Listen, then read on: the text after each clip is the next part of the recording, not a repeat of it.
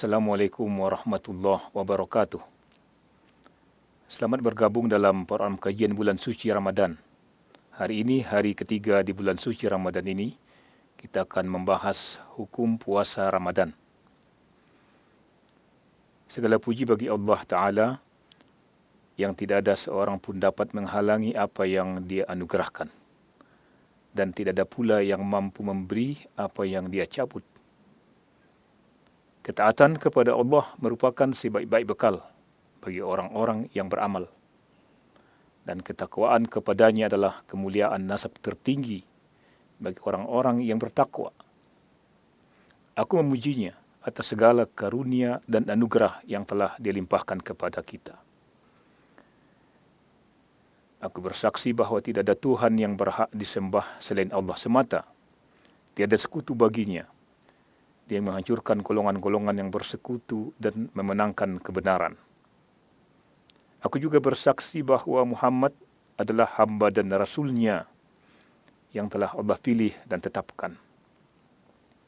Semoga Allah Subhanahu wa ta'ala melimpahkan salawat dan salam kepada beliau, serta kepada seluruh sahabat yang telah meraih kemuliaan dan keutamaan tertinggi dalam agama.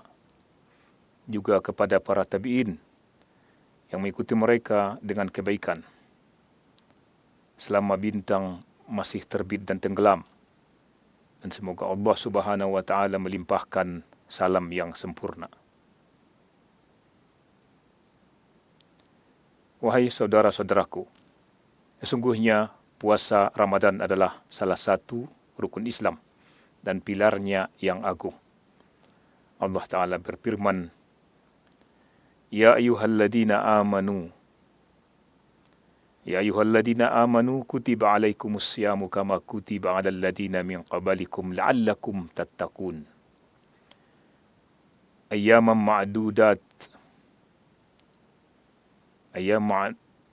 ma'dudatin faman kana minkum maridun aw ala safarin fa'iddatum min ayyamin ukhra.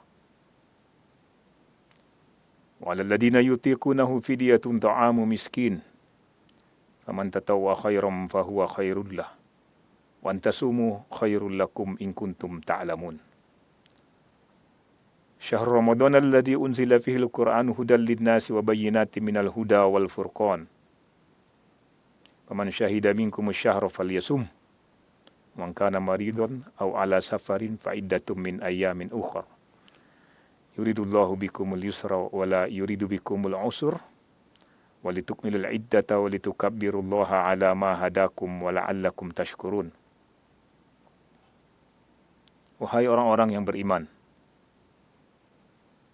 diwajibkan atas kalian berpuasa sebagaimana diwajibkan atas orang-orang sebelum kalian agar kalian bertakwa, yaitu pada hari-hari yang telah ditentukan. Maka barang siapa di antara kalian sakit atau dalam perjalanan, lalu ia berbuka, maka wajib menggantinya sebanyak hari yang ditinggalkannya itu pada hari-hari yang lain. Dan bagi orang-orang yang berat menjalankannya, wajib membayar fidyah, yaitu memberi makan seorang miskin. Barang siapa dengan kerelaan hati mengerjakan kebajikan, maka itu lebih baik baginya. Dan berpuasa itu lebih baik bagi kalian jika kalian mengetahui. Yaitu bulan Ramadan, bulan yang di dalamnya diturunkan Al-Quran sebagai petunjuk bagi manusia dan penjelasan-penjelasan mengenai petunjuk itu serta pembeda antara yang hak dan yang batil. Karena itu, barang siapa di antara kalian menyaksikan bulan itu, maka hendaklah ia berpuasa. Dan barang siapa sakit atau dalam perjalanan lalu ia berbuka, maka wajib menggantinya sebanyak hari yang ditinggalkannya itu pada hari-hari yang lain. Allah menghendaki kemudahan bagi kalian dan tidak menghendaki kesukaran bagi kalian, agar kalian menyempurnakan bilangan puasa dan mengagungkan Allah atas petunjuk yang telah Dia berikan kepada kalian dan agar kalian bersyukur. Surah Al-Baqarah ayat 183 sampai 185.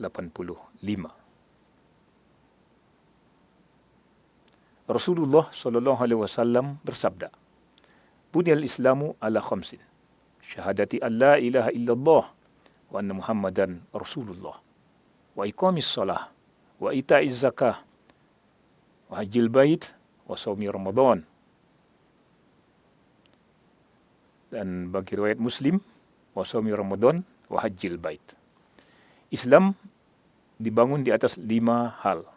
Bersaksi bahawa tidak ada Tuhan yang berhak disembah selain Allah dan bahawa Muhammad adalah Rasul Allah, Rasulullah.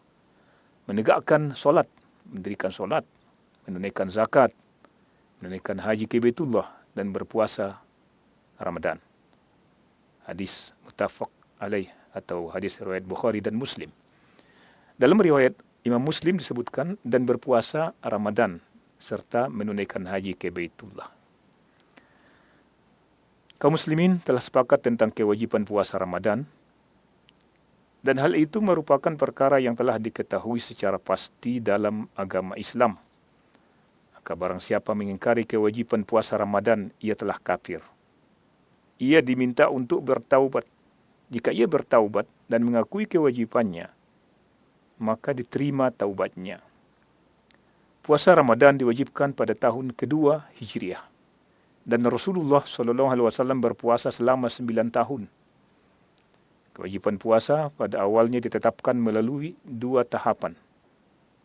Pertama, diberikan pilihan antara berpuasa atau memberi makan atau fidyah, dengan penegasan bahawa berpuasa lebih utama daripada memberi makan.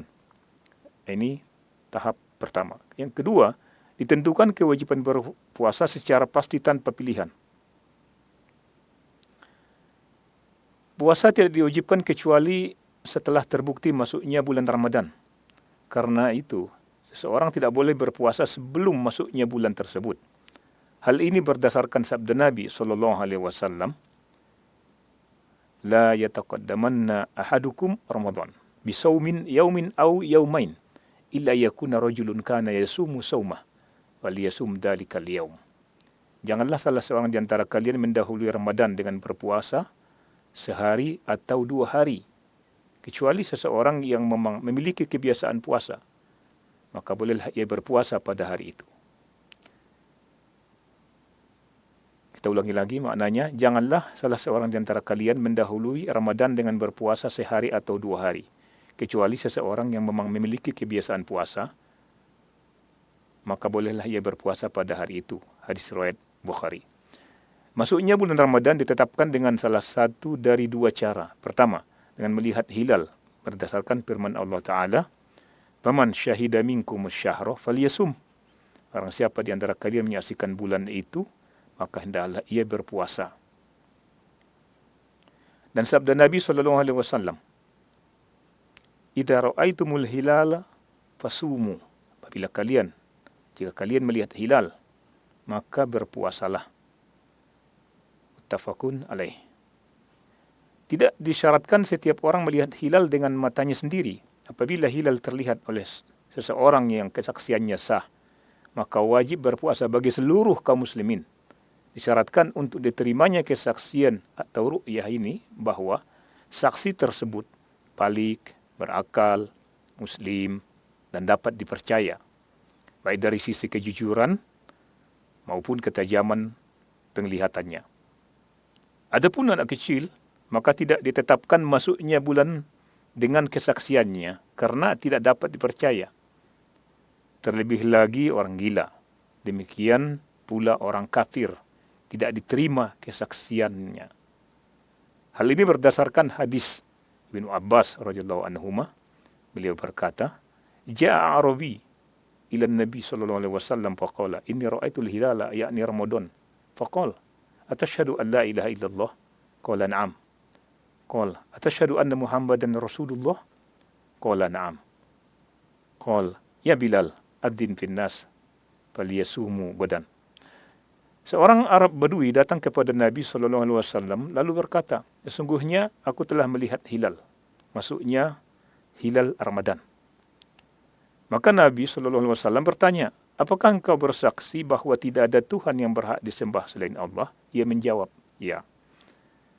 Beliau SAW bertanya lagi, "Apakah engkau bersaksi bahawa Muhammad adalah Rasulullah, Rasul Allah?" Ia menjawab juga, ya. Maka beliau SAW bersabda, wahai Bilal, umumkan kepada manusia agar mereka berpuasa besok. Diriwayatkan oleh 7 imam hadis selain Imam Ahmad. Orang yang tidak dapat dipercaya beritanya seperti yang dikenal sebagai pendusta, tergesa-gesa atau lemah penglihatannya sehingga tidak memungkinkan baginya melihat hilal, maka tidak ditetapkan masuknya bulan dengan kesaksiannya karena adanya keraguan terhadap kejujurannya atau kuatnya dugaan dusta. Masuknya bulan Ramadan secara khusus dapat ditetapkan dengan kesaksian satu orang laki-laki berdasarkan hadis Ibnu Umar radhiyallahu anhuma, manusia berusaha melihat hilal, lalu aku mengabarkan kepada Nabi SAW bahwa aku telah melihatnya. Maka beliau berpuasa dan memerintahkan manusia untuk berpuasa. Siapa saja yang melihat hilal dengan yakin, maka wajib baginya melaporkan kepada pemerintah. Demikian pula jika melihat hilal Syawal atau Zulhijjah. Karena konsekuensinya berkaitan dengan kewajiban puasa, berbuka, dan haji. Jika seseorang melihat hilal sendirian di tempat yang jauh, dan tidak memungkinkan untuk melapor kepada pemerintah, maka ia tetap berpuasa dan berusaha menyampaikan berita tersebut semampunya. Apabila pemerintah mengumumkan telah tetapnya bulan melalui radio atau media lainnya, maka wajib mengamalkannya, baik dalam penetapan awal maupun akhir Ramadan atau bulan lainnya. Sebab pengumuman pemerintah merupakan hujah syar'i yang wajib diikuti. Oleh karena itu, Nabi SAW memerintahkan Bilal untuk mengumumkan kepada manusia ketika telah tetap masuknya bulan Ramadan. Dan menjadikan pengumuman tersebut mengikat kewajiban berpuasa bagi mereka. Apabila masuknya bulan telah tetap secara syar'i, maka tidak dianggap perhitungan manzilah atau fase-fase bulan. Sebab Nabi SAW menggantungkan hukum pada ru'yah hilal, bukan pada peredarannya.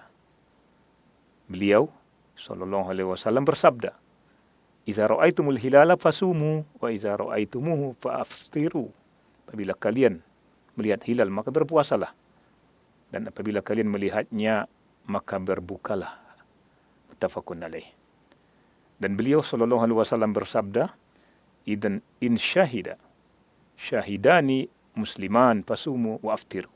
Jika 2 orang saksi muslim bersaksi, maka berpuasalah dan berbukalah. Perkara kedua, di antara hal yang menjadi dasar penetapan masuknya bulan Ramadan adalah menyempurnakan bulan sebelumnya menjadi 30 hari. Hal ini karena bulan Qamariyah tidak mungkin melebihi 30 hari dan tidak pula kurang dari 29 hari.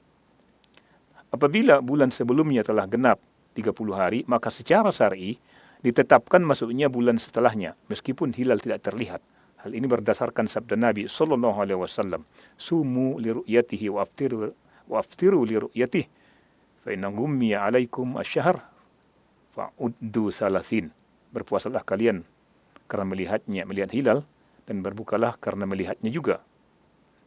Jika bulan tertutup atas kalian, maka genapkanlah hitungan menjadi 30 hari. Dengan hadis ini menjadi jelas bahwa Ramadan tidak boleh dipuasai sebelum terlihat hilalnya. Jika hilal tidak terlihat, maka bulan Sya'ban disempurnakan menjadi 30 hari dan tidak boleh berpuasa pada hari ke-30 bulan Sya'ban, baik langit cerah maupun mendung. Hal ini berdasarkan perkataan Ammar bin Yasir radhiyallahu anhu, "Man shamal yaum alladhi yushak fihi faqad asa Abul Qasim sallallahu alaihi wasallam." Barang siapa berpuasa pada hari yang masih diragukan apakah termasuk Ramadan atau tidak, maka sungguh ia telah durhaka kepada Abul Qasim sallallahu alaihi wasallam. Hadis riwayat Abu Daud, Tirmizi dan Nasa'i. Ya Allah, jadikanlah bulan ini sebagai bulan kebaikan dan keberkahan. Tolonglah kami di dalamnya untuk taat kepadamu, dan jauhkanlah kami dari jalan-jalan maksiat kepadamu. Dan jauhkanlah kami dari jalan-jalan maksiat kepadamu. Ampunilah kami, kedua orang tua kami, dan seluruh kaum muslimin dengan rahmat-Mu, wahai Tuhan yang Maha Penyayang. Demikianlah kajian kita pada hari ini. Ikuti kajian selanjutnya besok di waktu yang sama. Assalamualaikum warahmatullahi wabarakatuh.